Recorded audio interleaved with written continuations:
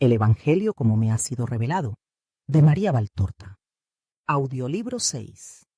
Pasión y muerte de Jesús. Capítulo 613. La pasión de Jesús y María y la compasión de Juan. 20 de febrero de 1944. Ahora ya es de noche, dice Jesús.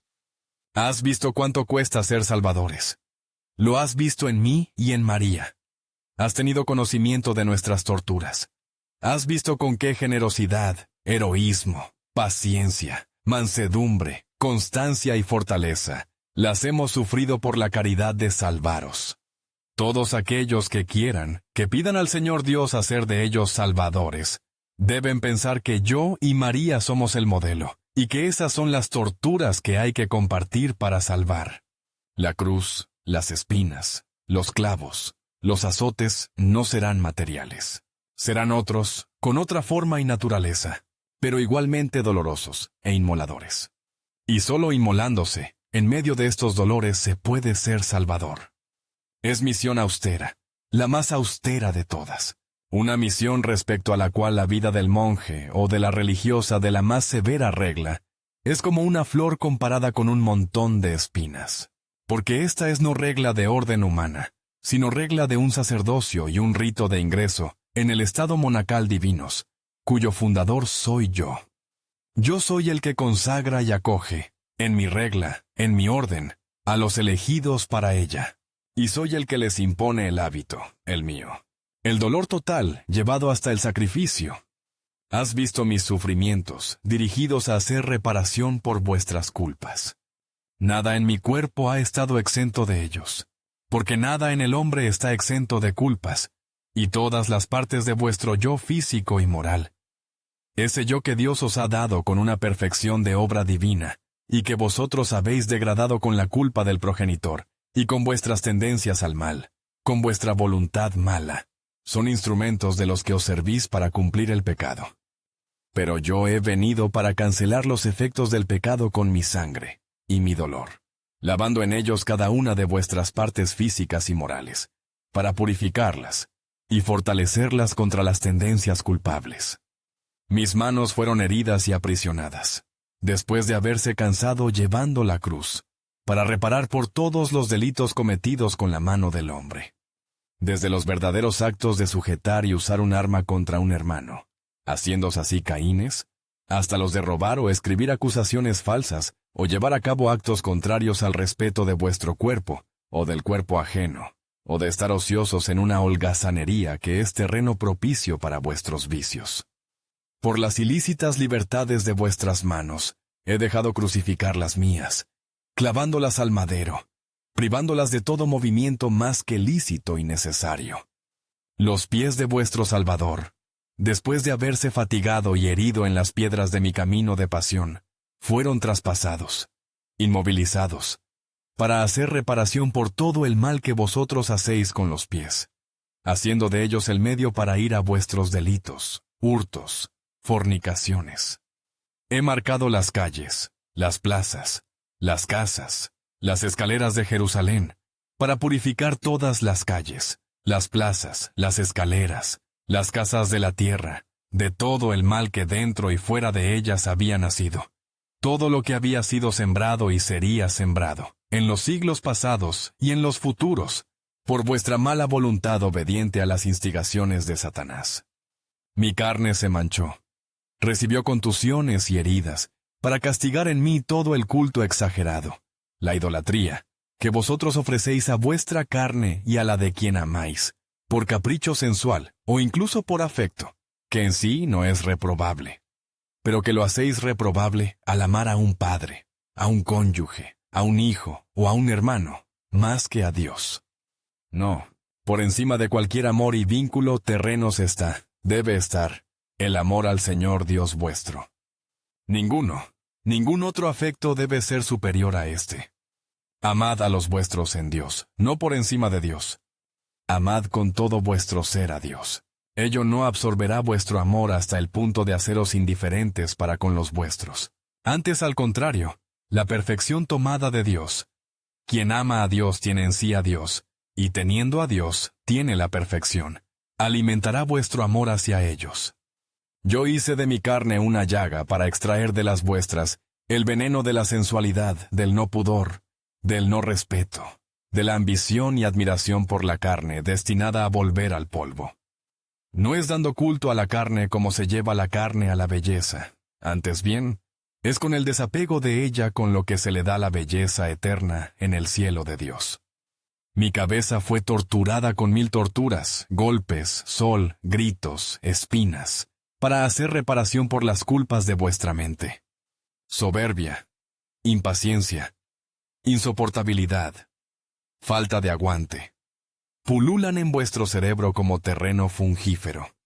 Yo hice de él un órgano torturado, cerrado dentro de un arca decorada con sangre, para hacer reparación por todo lo que brota de vuestro pensamiento. Has visto la única corona que yo he querido, una corona que solo un loco o un torturado pueden llevar. Ninguno, que sea sano de mente, humanamente hablando, y que esté en posesión de su libertad, se la impone. Pero a mí me consideraban loco, y loco, sobrenaturalmente, divinamente loco lo era, queriendo morir por vosotros. Que no me amáis, o que me amáis tampoco, queriendo morir para vencer al mal en vosotros, sabiendo que lo amáis más que a Dios.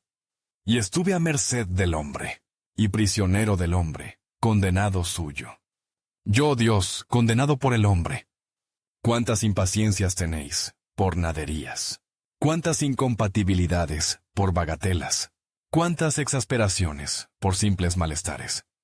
Mirad a vuestro Salvador. Meditad en lo exasperante que debían ser esas punzadas continuas en nuevos sitios, esos enredos en los mechones del cabello, ese desplazamiento continuo sin posibilitar mover la cabeza, apoyarla, en ningún modo que no produjera tormento. Pensad en lo que debieron significar para mi cabeza torturada, dolorida, febril, los gritos de la muchedumbre, los golpes en la cabeza, el sol abrasador. Reflexionad en el dolor que debía tener en mi pobre cerebro, que había ido a la agonía del viernes convertido ya por entero, en un dolor por el esfuerzo sufrido durante la noche del jueves. En mi pobre cerebro, al que le subía la fiebre de todo el cuerpo lacerado, y de las intoxicaciones provocadas por las torturas. Y, en la cabeza, también los ojos tuvieron su parte, y la boca, y la nariz, y la lengua. Para hacer reparación por vuestras miradas tan amantes de ver lo malo, y tan olvidadas de buscar a Dios.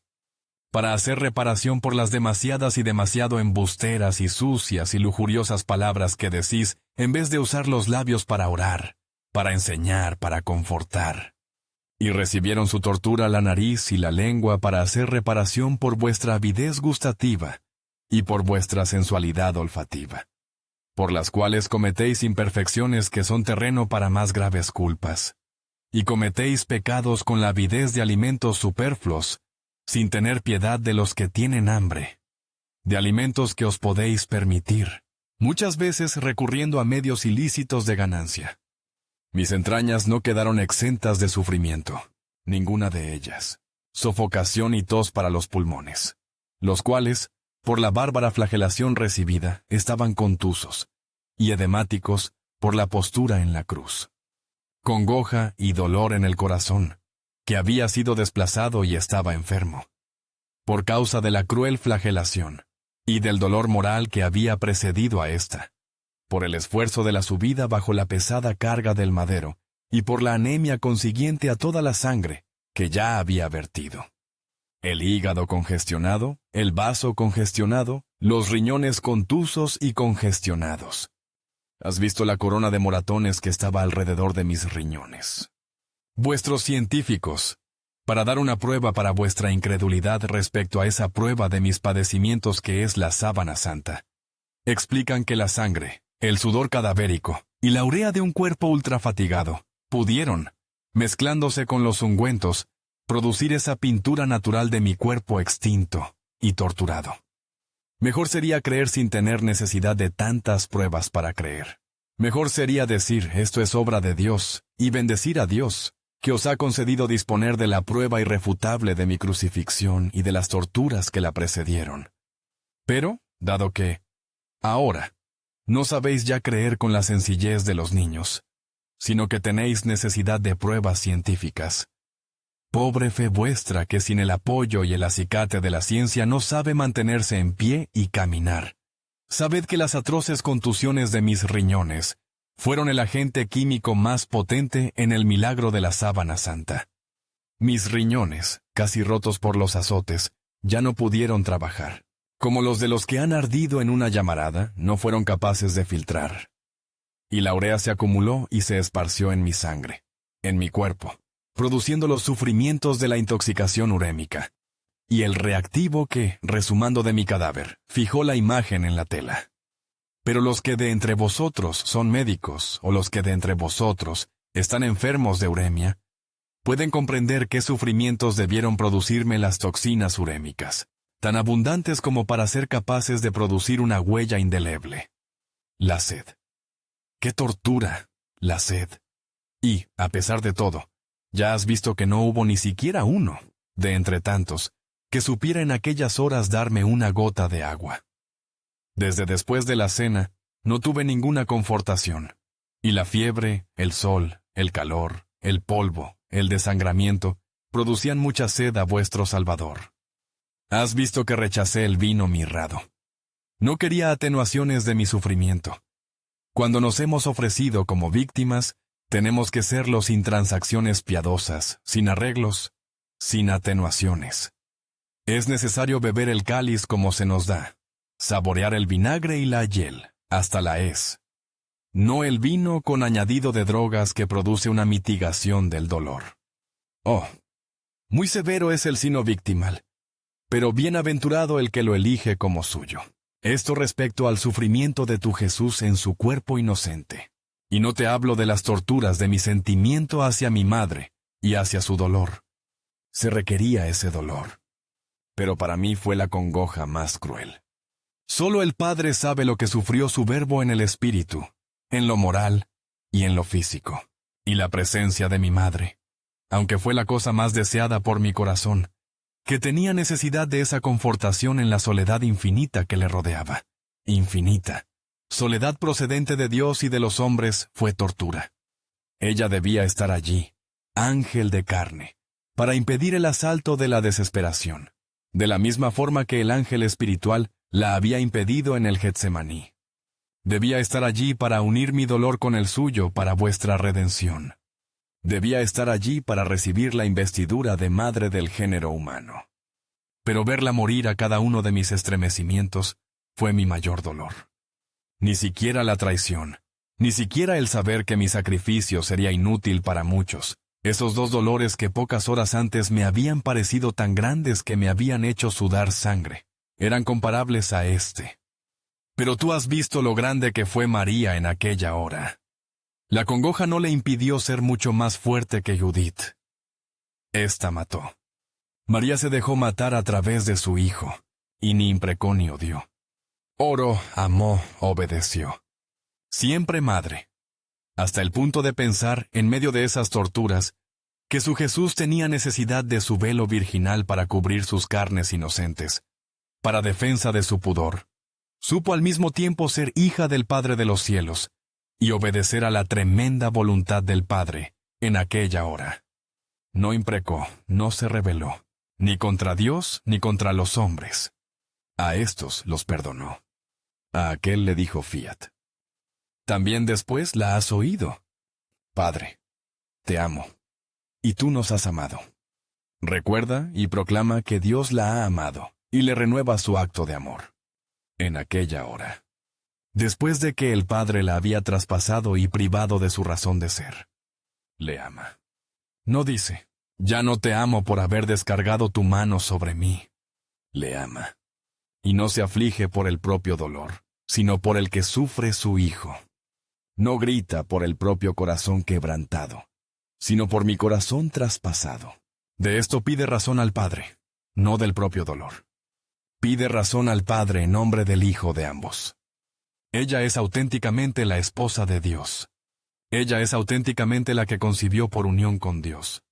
Sabe que a su Hijo no le engendró un contacto humano, sino que fue solamente fuego que descendió del cielo para entrar en su seno inmaculado y depositar en él el germen divino, la carne del hombre Dios, del Dios hombre, del Redentor del mundo. Ella lo sabe. Y como esposa y madre pide razón de esa herida. Las otras debían producirse. Pero esta, cuando todo estaba cumplido, ¿por qué? Pobre mamá. Hubo un porqué que tu dolor no te ha permitido leer en mi herida. Y ese porqué fue el que los hombres vieran el corazón de Dios. Tú le has visto, María. Y no le olvidarás nunca. Pero ya ves que María, a pesar de no ver en ese momento las razones sobrenaturales de esa herida, enseguida piensa que no me ha hecho daño, y por ella bendice a Dios. No se preocupa del mucho daño que esa herida le haya hecho a ella. No me ha hecho daño a mí, y eso le basta, y le sirve para bendecir a Dios, a ese Dios que la inmola. Lo único que pide es un poco de confortación para no morir. Es necesaria para la naciente iglesia de la que ha sido creada madre pocas horas antes. La iglesia, como un recién nacido, necesita cuidados y leche maternos. María dará esto a la iglesia, sosteniendo a los apóstoles, hablándoles del Salvador, orando por la iglesia. Pero ¿cómo podría hacerlo si expirara esa noche? La iglesia, a la que le quedan pocos días para estar ya sin quien es su cabeza, se quedaría huérfana del todo, si además expirara la madre. Y la suerte de los recién nacidos huérfanos es siempre precaria. Dios nunca defrauda una justa oración y conforta a los hijos suyos que en Él esperan. María lo experimenta en el consuelo de la Verónica. Ella, la pobre mamá, había imprimido en sus ojos la efigie de mi rostro apagado. No podía resistir verlo. No es su Jesús ese Jesús envejecido, hinchado, con esos ojos cerrados que ya no la miran, con esa boca torcida que ni le habla ni le sonríe. El de la Verónica es un rostro de Jesús vivo, doliente, herido, pero todavía vivo. Su mirada la mira, su boca parece decirle, «Mamá». Su sonrisa la saluda todavía. Oh María, busca a Jesús en tu dolor. Él vendrá siempre y te mirará, te llamará, te sonreirá. Compartiremos el dolor, pero estaremos unidos. Juan, oh pequeño Juan, compartió con María y Jesús el dolor. Sé siempre como Juan. También en esto. Ya te lo he dicho. No serás grande por las contemplaciones y los dictados. Esto es mío. Sino por tu amor. Y el amor más alto está en compartir el dolor. Esto proporciona la manera de intuir hasta los más pequeños deseos de Dios y hacerlos realidad a pesar de todos los obstáculos. Mira con qué viva y delicada sensibilidad Juan actúa desde la noche del jueves hasta la del viernes. Y pasada esa noche. Pero observémosle en aquellas horas. Un momento de desconcierto. Una hora de pesantez. Pero una vez superado el sueño con la agitación de la captura, y esa agitación con el amor, viene trayéndose tras sí a Pedro, para que el Maestro sienta confortación al ver a la cabeza de los apóstoles, y al predilecto de entre los apóstoles. Y luego piensa en la madre, a quien algún cruel puede gritar que su hijo ha sido capturado, y va donde ella. No sabe que María ya vive la congoja del hijo y que, mientras los apóstoles dormían, ella velaba y lloraba, agonizando con su hijo. Él no lo sabe, y va donde ella y la prepara para la noticia. Y luego hace de enlace entre la casa de Caifás y el pretorio, entre la casa de Caifás y el palacio de Herodes, y otra vez va de la casa de Caifás al pretorio. Hacer eso esa mañana, cruzando por entre la muchedumbre ebria de odio, con un atuendo que le delata como Galileo, no es una cosa cómoda, pero el amor le sostiene. Y Juan no piensa en sí mismo, sino en los dolores de Jesús y de la madre. Podría ser apedreado por ser seguidor del Nazareno, no importa. Desafía todo. Los otros han huido. Están escondidos. La prudencia y el miedo los guían. A él le guía el amor. Y se queda y se muestra. Es un hombre puro. El amor prospera en la pureza. Y si su piedad y su buen sentido de lugareño le inducen a mantener a María alejada de la multitud y del pretorio, no sabe que María participa de todas las torturas de su hijo padeciéndolas espiritualmente. Cuando juzga que ha llegado la hora en que Jesús necesita a su madre, y que no es lícito tener más tiempo a la madre separada del hijo. La lleva a él, la sostiene, la defiende. ¿Qué es ese puñado de personas fieles, un hombre solo, indefenso, joven, sin autoridad, a la cabeza de unas pocas mujeres, contra toda una muchedumbre embrutecida? Nada. Un montoncito de hojas que el viento puede desparramar. Una barquichuela en un océano borrascoso que puede sumergirla. No importa. El amor es su fuerza y su vela. Este es su arma. Y con este protege a la mujer y a las mujeres hasta el final. Juan poseyó el amor de compasión como nadie más en el mundo, excepción hecha de mi madre. Juan es el príncipe de los que aman con este amor. Es tu maestro en esto. Sigue el ejemplo que te da de pureza y caridad, y serás grande. Ve en paz ahora. Te bendigo. 7 de abril de 1945. Dice Jesús. Y, dado que preveo las observaciones de los demasiados Tomases y de los demasiados escribas de ahora, sobre una frase de este dictado, que parece contrastar con el sorbo de agua ofrecido por Longino.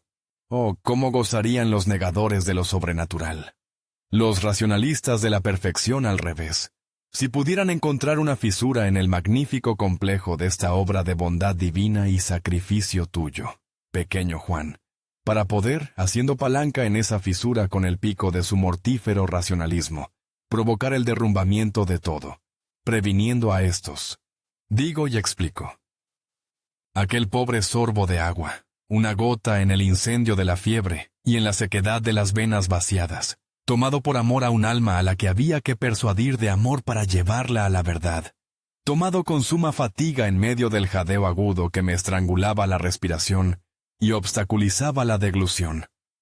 Tan quebrantado estaba por los atroces azotes, no proporcionó más alivio que el sobrenatural.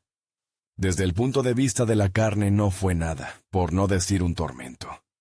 Ríos habrían sido necesarios para mi sed de entonces, y no podía beber por el jadeo del dolor precordial. Y tú sabes lo que es este dolor. Ríos habrían sido necesarios después, y no me fueron dados. Y tampoco hubiera podido aceptarlos por el sofoco cada vez más fuerte. Pero cuánto alivio habrían procurado a mi corazón si me hubieran sido ofrecidos. Era de amor de lo que moría, de amor no dado. La piedad es amor. Y en Israel no hubo piedad. Cuando contempláis, vosotros los buenos, o analizáis, vosotros los escépticos, aquel sorbo, dadle su justo nombre. Piedad, no bebida. Puede por tanto decirse, sin incurrir por ello en falsedad, que desde la cena no recibí alivio. De toda la masa que me circundaba, no hubo ni uno que me procurase alivio. Considerando que el vino drogado, no quise sorberlo. Recibí vinagre y burlas. Recibí traiciones y golpes. Eso es lo que recibí. Nada más.